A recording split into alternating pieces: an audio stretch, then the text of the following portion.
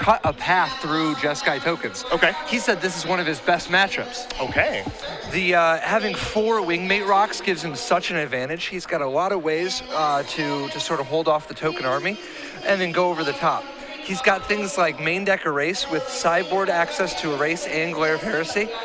He's got Heliod's Pilgrim, which is primarily for getting chained to the rocks, but this week he has a Dragon Mantle also in case he needs to find something else besides another removal spell. A big part of his game plan, though, he's going to play a tokens game similar to what Dylan is doing, but he's got Idol on a Countless Battles to go over the top. He's also got 1 Monastery Swift Spear just to spice things up a little bit. Well, he's taking 2 right now from these Raise the Alarm tokens is Black. He's down to 18. See if Donegan has a 3rd land. He does not. Black very quickly plays his 3rd land. It's a mountain out here in Hordeling Outburst. So it is Token City here in Seattle. 3 Goblin tokens incoming. Yeah, and Sam Chandra is going to start just ripping a hole through Dylan's tokens. This one's going to run away pretty quickly if Dylan can't produce another land in a hurry. It's a lightning strike that's going upstairs. Black is going to go down to 15. It's quite a risky move here, considering Sam's access to Planeswalkers. Now, what Sam doesn't have is Goblin Rabblemaster. Okay. There is a Chivalry. So he does find his 3rd land, but what he's missing is a way to do his spells without taking lots of damage. Jeskai Ascendancy is going to come down here for Donegan. Looks like Sam may have actually the copy of Erase in his hand, but he's going to play a Chandra. Ting that for 1. Chandra seems great in this kind of matchup here. Now he's going to figure out how he wants to attack. Does he want to attack with everybody or defend? He's going to attack with everybody. Interesting. So this means that another lightning strike from Dylan will kill the Chandra. Sam might be okay with that exchange, though. We'll see. See, the life total is 14 to 15. And Sam is very Wingmate Rock rich. If he can keep this attack going, he's going to just start chaining Wingmate Rocks, and it's going to be very difficult for Dylan to come back. Dylan trying to power all of his action off of a pair of Shivan Reeves. Yeah, the mana base is a little bit painful. You see Donegan's at 13, Black at 15. Donegan hasn't found a card like Mystic Monastery this game. He's just drawn quite a few pain lands. He's going to start by attacking here. Looks like he's going to take a point of damage. We'll see if he has Lightning Strike. He does. Yes. And he decides to Lightning Strike after attacking very wisely to get the full advantage of the Jeskai Ascendancy untap.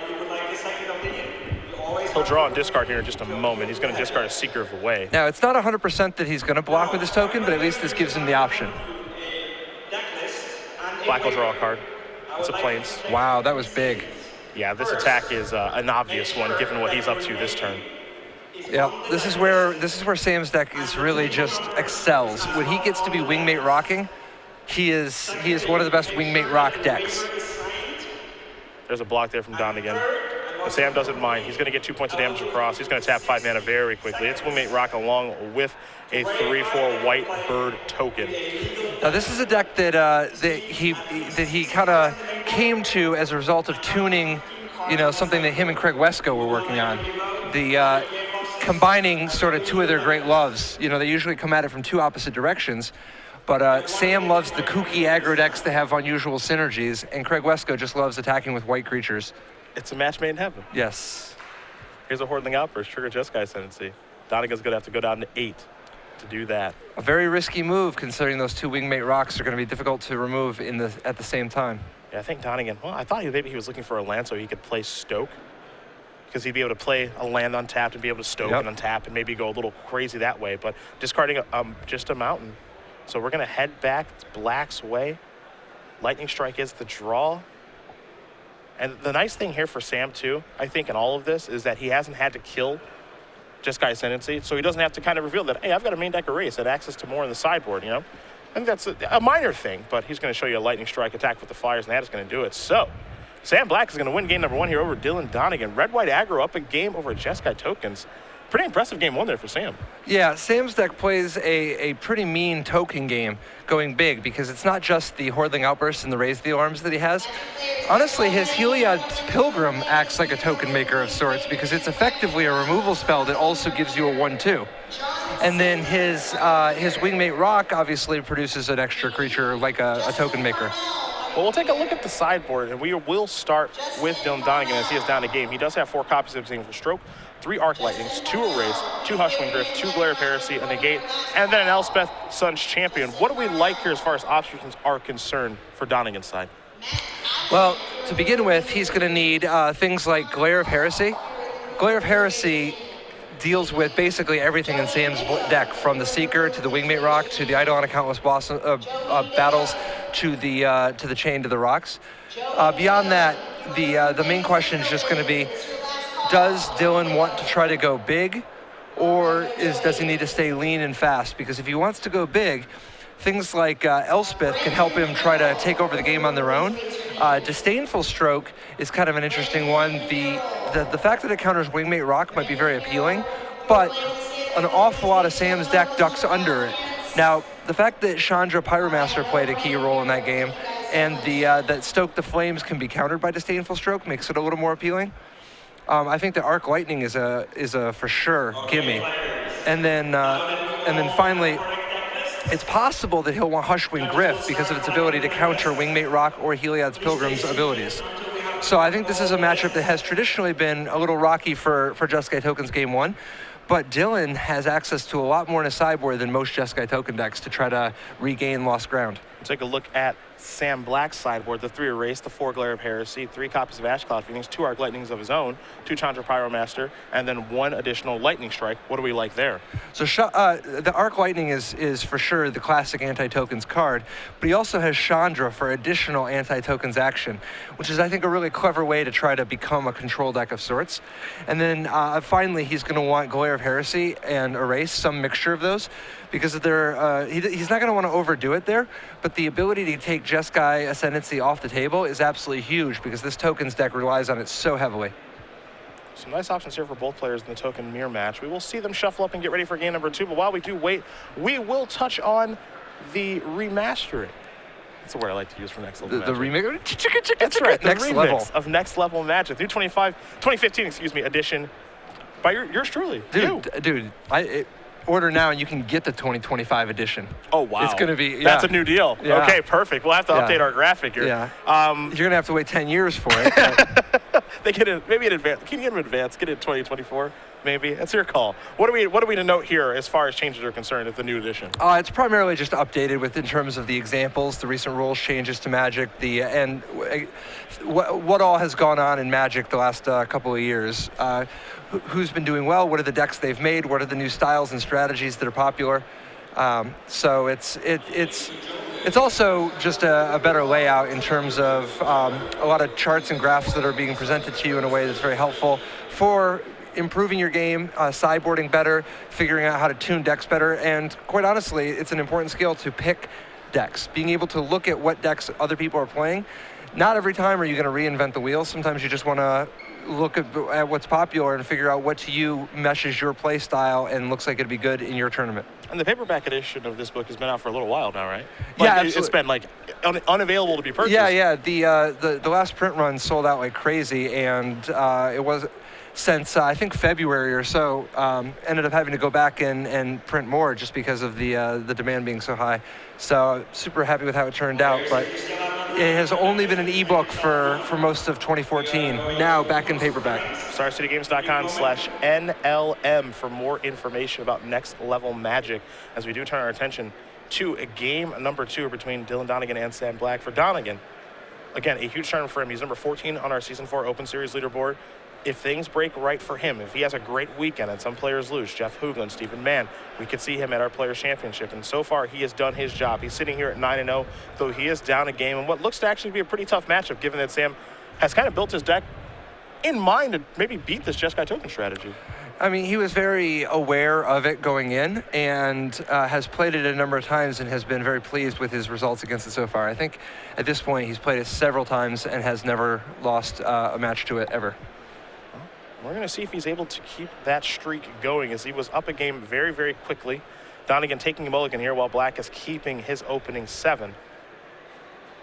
token strategy is starting to become a little bit more popular. But, Sam's deck is kind of like a mixture of a token strategy, a little bit of a heroic deck. You just think of that because of Heliod's Pilgrim, being able to search for a couple of things. So this is something that we haven't really seen before, since him doing this at Worlds. I know, again, he worked with this with Craig Wesco a little bit, but that's why I like the standard format.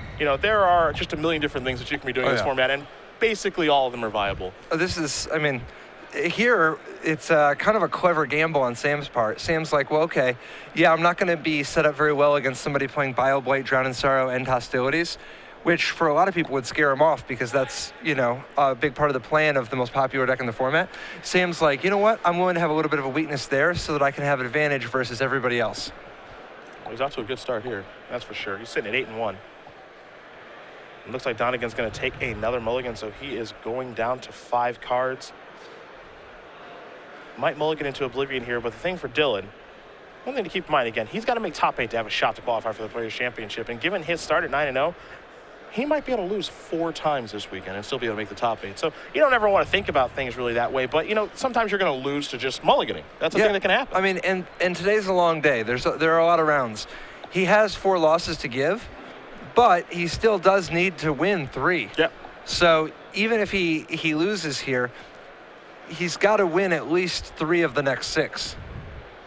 And he has made the race to the Players' Championship pretty interesting because, our players, players 1 through about 10, you can basically say are locked up. But Stephen Mann and Jeff Hoogland are tied as far as points are concerned. I do not think Mann had a very good tournament yesterday. And Hoogland came into day 2 at 5-3. So there's no guarantee that he's going to make the top 64 and solidify his spot. And for Donegan, again, if he makes the top 4 of this thing, he's headed that way. Yeah, absolutely. And so far, he's been doing everything right this weekend. The one thing he didn't take into consideration, plan A. You don't want to, if you can't beat him on the merits, if you can't beat him on the deck, just remember, plan A is beat him from them not drawing land. You did reference plan A this week in your article. Plan A is a good plan.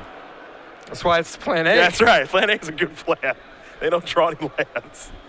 Looks like he's going to keep his 5. He's going to start with the Temple of Triumph. He's going to leave his card on top very, very quickly as black. Looks like he may have seen the card underneath that, so they might just force him to shuffle his deck. We'll see what the ruling is here in just a moment. But it looks like we are good to go. All right. Seeker of the Way is the draw past the turn back. Donegan will draw. He has a Shift and Reap before passing the turn back. Black with the Temple of Triumph. Battlefield Forge into a Seeker of the Way. This will be how Sam does start things off here. There's a Raise the Alarm from Donegan. So 2 soldier tokens coming. And there those are. Donegan will draw. Does he have a 3rd land plus something like a Jeskai Ascendancy or a Hordeling Outburst is the question.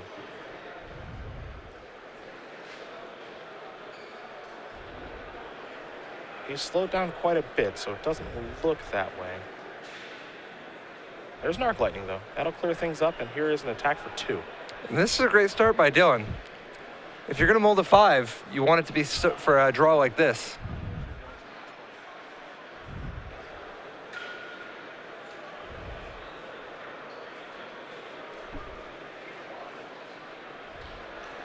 Here's an attack. Dylan getting in there for 2 more. Oof. This is probably Raise the Alarm out of Sam. Yeah, he will play to Raise the Alarm. And trading his cards for Dylan's cards is such a great trade for Sam, given that he's up 2 cards because of the double mulligan.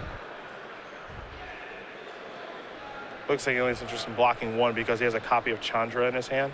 I think he might actually have 2 of the Planeswalker, and he does. So if he's able to peel off the 4th land, which he does not do there, he'd be able to plus that and clear away the token. Instead, he will just cast a copy of Heliod's Pilgrim and go searching. Likely finding Dragon Mantle this game. The thing about Sam's deck is that he doesn't have a huge toolbox. It's really just Chain to the Rocks and Dragon Mantle. It's important to note you cannot get Eidolon to Countless Battles, but that's not why Sam's playing the Eidolon. Sam just wants a way to make a big creature. Yeah, is that so wrong? To me, no. And if it is, I don't want to be right. Absolutely not. So Sam does search up the Dragon's Mantle. Here's another copy of Raise the Alarm from Donegan. He's got 3 soldier tokens in play. Donegan will draw. It's important to note this Heliod's Pilgrim's 1/2 body. Such a hard body these days. A 1/2 is so good at just locking up the game. It's good against Donegan's deck. Absolutely. Good. Arc Lightning's going to clear things up again. Now here's an attack for 3. Donegan making a game of it on a mulligan to 5. Oh, yeah. This is a great effort by Dylan Donegan. Particularly if Sam misses his land drop again. Well, he does hit his land drop, but he is going to be a little stunted. He kind of missed it, in a way. Yeah, but he's got plenty of action.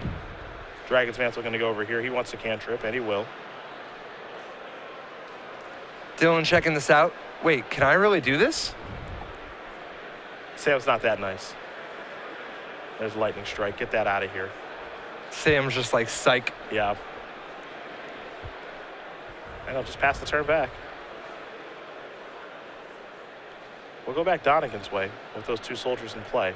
He's reaching for mana right now. I'll tell you what, a card like Goblin Rabble Master would be very big right now, but he doesn't have one. Just an attack for 2. The follow-up is Jeskai Ascendancy. That's not so bad. That's huge. That is exactly what Dylan was looking for. Now he just needs a treasure cruise, and he'll be firing on all cylinders. A Plains is what Black will search up with his Evolving Wilds before he moves into his 5th turn of the game.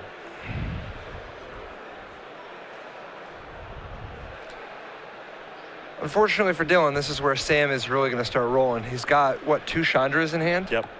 Which means that he's got ways to pick off the tokens and to start generating an advantage. He's also got a Wingmate Rock over there, too. Is that a Jeskai Ascendancy? On Dylan's side, yes. Sam does have an answer to Jeskai Ascendancy. Let's make it 2, since he now has 2 copies of Glare of Heresy. Ooh. Yep, the answer to Jeskai Ascendancy is looming. We'll start by playing Chandra, tick that up, take care of a soldier token, and deal Donegan 1. So Donegan's down to 16. Donegan will draw.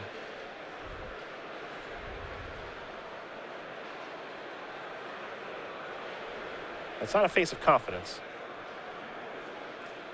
Here's the attack. I wonder if he's going to the Planeswalker or to Black. It looks like he's going to Black, put him down to 8, and simply pass the turn back. At least this way he's got chances to hit 2 Stokes, you know? Or a Jeskai Charm and a Stoke. There's a Glare of Heresy. Looking to get this stupid Ascendancy off the table. Sam wisely leading with the Glare to potentially not walk face first into the Ascendancy, pumping the token. There's a Stoke the Flames that's going upstairs. He'll draw and discard. There's well. Uh-oh. Wow. That is intimidating. If he's discarding that, you are not alive anymore. Wow. Discards Jeskai Charm when Sam's at 4. Yeah. Dylan is, that is a, Sam's smiling. Sam's like, well, all right. Yeah. It's a 2/2 because Jeskai Ascendancy's triggered, so you're not even going to get to kill that. Here's a Hordling Outburst. Yep, to show you the Jeskai sure Charm. enough. That's going to do it. So, wow. Dylan Donegan is going to tie things up on a mull to 5, mind you.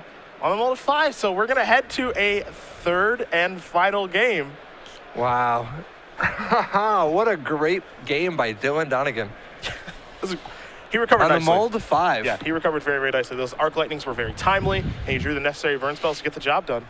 And here we were talking about him going 3-3 in his next 6 matches. Are you kidding? We got a little ahead of ourselves. Yeah, Dylan is on a rampage. He might not lose at all this weekend. He's going to go back to the drawing board, take a look at some options. Sam will likely do the same. While that does happen, we will very quickly talk about Star City Games Game Night. That does now happen every week. We used to do it every single Wednesday, but due to the success of the program, thanks to you guys, of course, we're able to do it every week, and you can do it any day of the week as well.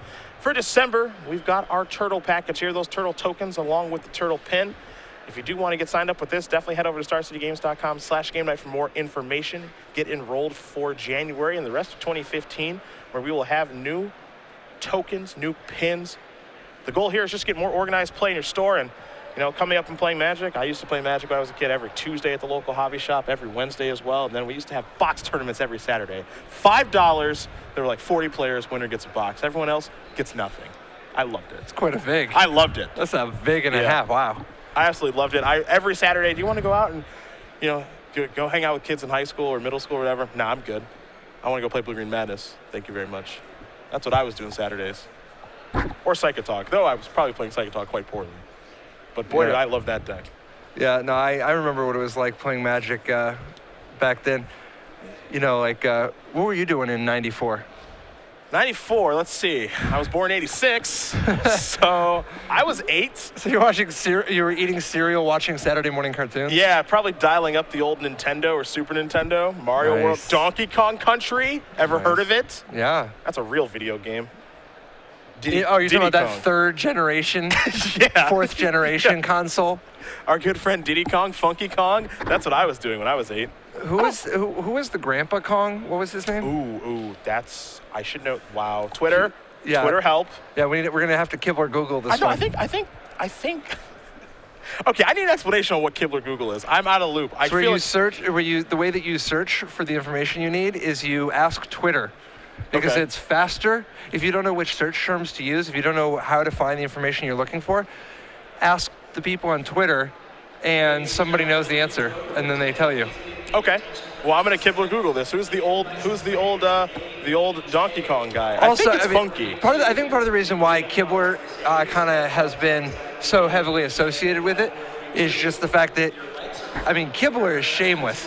Kibler is willing to just be like, hey, does anybody know what day of the week it is? It's like, We've been informed that it is Cranky Kong, though it is unsure if it starts with a K or a C. you're kind of setting yourself up. If you name your kid Cranky, I mean, how do you think they're going to turn out in life? It's true.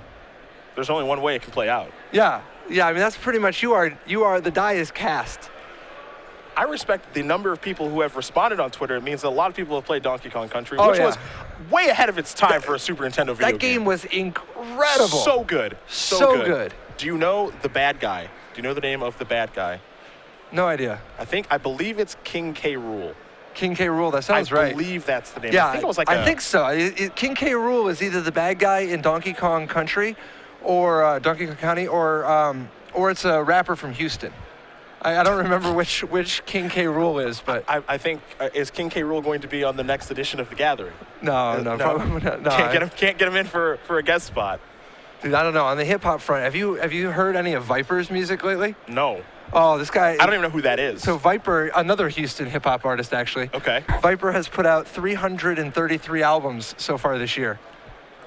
Yeah, the guy is going hard. Okay, so first of all, I can't tell if you're joking, but I'm not even joking. I don't think that you are. I'm not even joking. This guy, I've never seen somebody grind this hard. So it's crazy too. I think he's the first artist to ever have over 100 albums that use Comic Sans font on the album covers in 1 year. Okay. This guy is intense. Okay. Sounds like it. Sounds like he's very busy too. Oh yeah. Yeah. I definitely recommend checking out some of Viper's work. Shout out to Viper if you're listening. Well, Sam is waiting patiently as he's kept his opening hand. Looks like Dylan's taking at least one mulligan. I don't think he wants to take a second one, but he is looking at that hand, taking a while. Yeah, I don't know. Like, it's worked for him so far. Yeah, I mean, that's how he got his win. It's confirmation. King K. Rool is his name. King K. Rool. Yes. No, I think Viper's biggest hit at this point, and he does go to 5. Wow.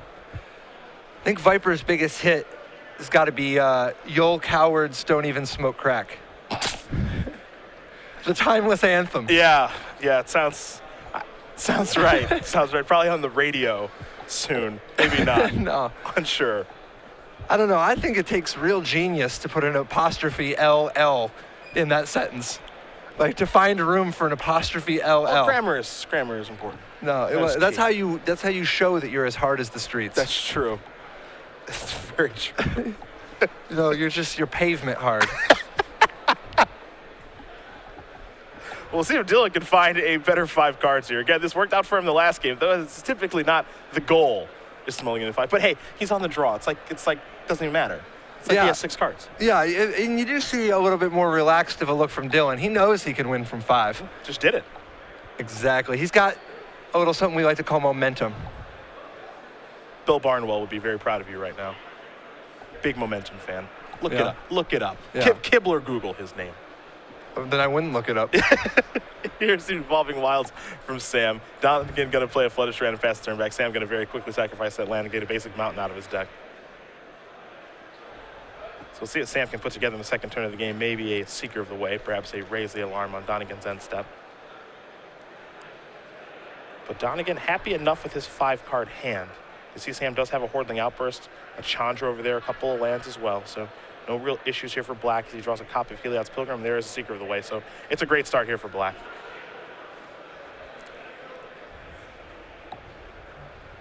Donegan draws his card for the turn. Does he have a second land is the question. The answer is yes. It's a mountain. He'll sacrifice a Flooded Strand. Plains or Island incoming. And now he has a Seeker of the Way as well. So there's your Plains. There's your Seeker. Pass it back to Black for turn number 3. Look at this. Both players with the Beta Mountain, Beta Plains.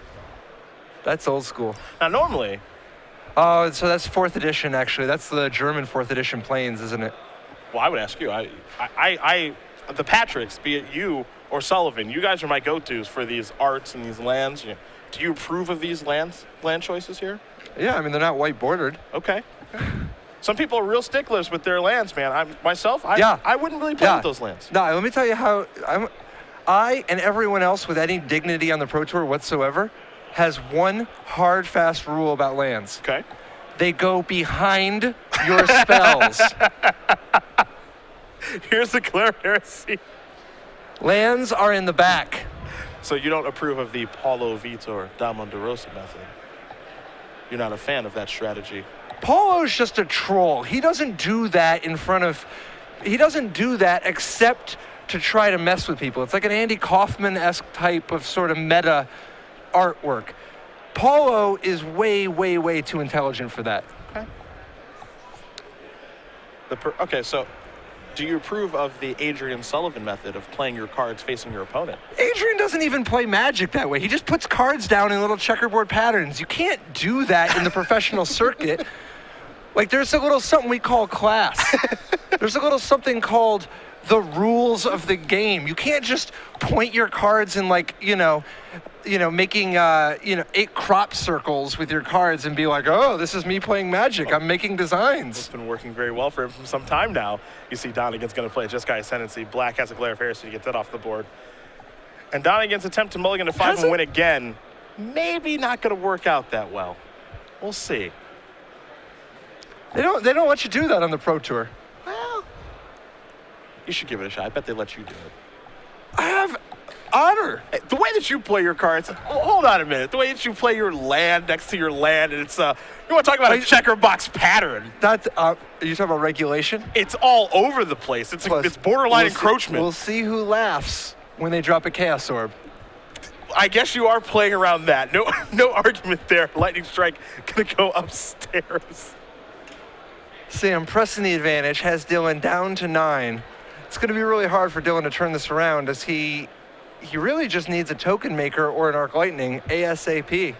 And he's down to 5. We're going to make it 4 here, I think, in just a second. Here's Chandra. And it looks like Donegan's going to get to draw maybe one more card for this game, as Sam has done a really, really nice job. The Heliod's Pilgrim searching for Chain of the Rocks all in the same turn to take care of the Seeker of the Way was pretty big for Black, and he's just been running away with this game ever since. Yeah, Dylan putting up another very reasonable fight for a mull to 5, but I don't think it's going to be enough this game. Here's a Hordling Outburst. This is the way it starts, though. Yeah.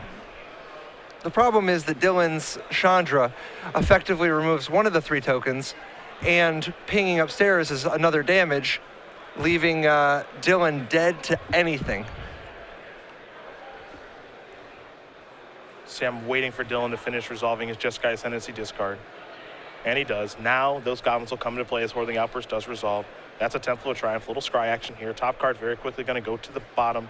Black going to untap. It's time for a draw step. It's just a mountain to go along with Seeker of the Way. Tick that up. Clear that out of the way. Put you down to 3. Everybody's coming in. There are the blocks. Dylan with a single point of life left. In the face of a Chandra and 2 creatures. Sam going to play maybe the Seeker? Nope. Yep. Yes, he does, diversifying his threats. Dylan needs an answer to the Chandra and 3 creatures. He does not have that, and he will extend the hand. Sam Black is going to win this match here over Dylan Donegan, 2-1. Red-White aggro defeats Jeskai tokens for Black. He's going to move on to 9-1. For Donegan, he'll move down to 9-1, his first loss on the weekend. Yeah, absolutely. I mean, that's